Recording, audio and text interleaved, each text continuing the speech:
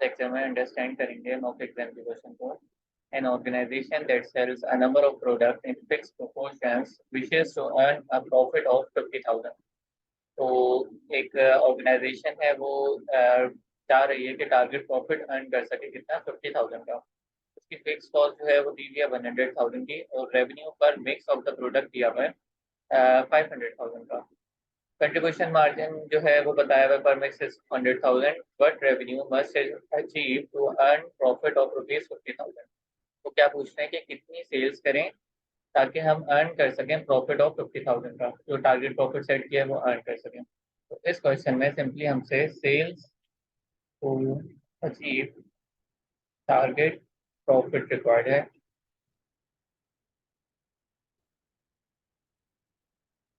तो ये किस तरीके से आएगा, हमारे पास फिक्स कॉस्ट को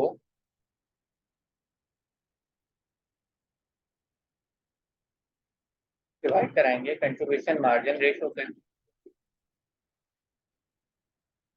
तो हमारे पास क्या आ जाएगा, फिक्स कॉस्ट को कंट्रीब्यूशन मार्जिन रेशो से डिवाइड कराएंगे, प्लस इसमें ऐड कर देंगे टारगेट प्रॉफिट।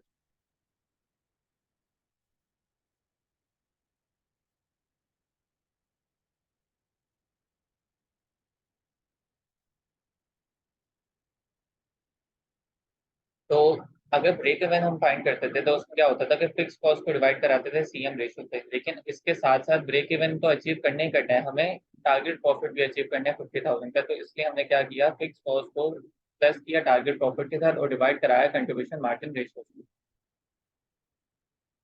तो अब कंट्रीब्यूशन मार्जिन रेशियो पहले फाइंड कर लेते हैं। सीएम रेशियो हमारे पास किस तरीके से आता है,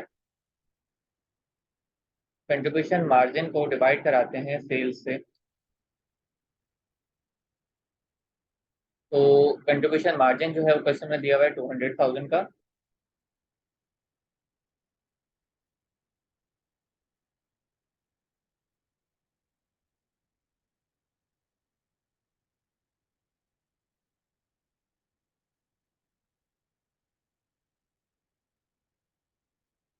कंट्रीब्यूशन मार्जिन 200,000 का दिया हुआ है, और सेल्स की जो अमाउंट दी हुई है वो हमारे पास रेवेन्यू पर मिक्स कितना दिया हुआ था, 500,000 की।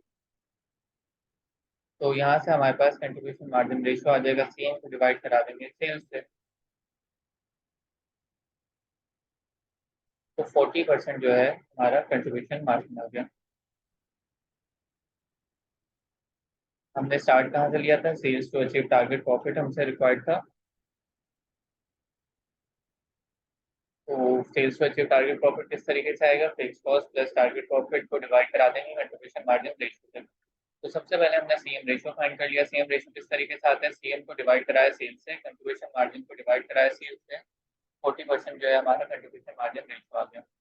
अब हमें क्या क्या चाहिए होगा, फिक्स कॉस्ट चाहिए होगी, टारगेट प्रॉफिट चाहिए होगा। तो फिक्स कॉस्ट हमारे पास कितनी दी हुई है क्वेश्चन में, फिक्स कॉस्ट दी हुई है 100,000 की, और जो टारगेट प्रॉफिट दिया हुआ है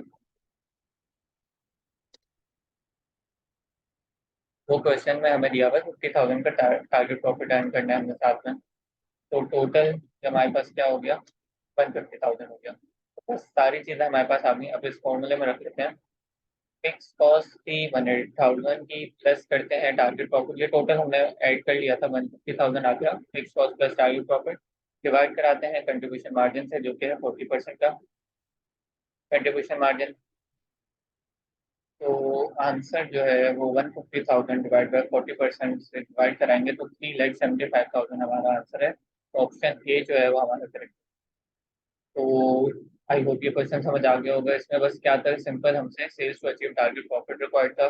तो उसमें जो जो फॉर्मूले में चीज़ें थी हमने पहले फाइंड कर ली, जैसे कि फिक्स कॉस्ट था वो हमने देख लिया, टारगेट प्रॉफिट देख के डायरेक्टली क्वेश्चन में दिए हुए थे। हमने कंट्रीब्यूशन मार्जिन रेशियो निकालना सीख लिया, वो कैसे होता है, कंट्रीब्यूशन मार्जिन को डिवाइड कराते हैं सेल्स से। तो 40% हमारा कंट्रीब्यूशन मार्जिन आया। तो that's all for this lecture.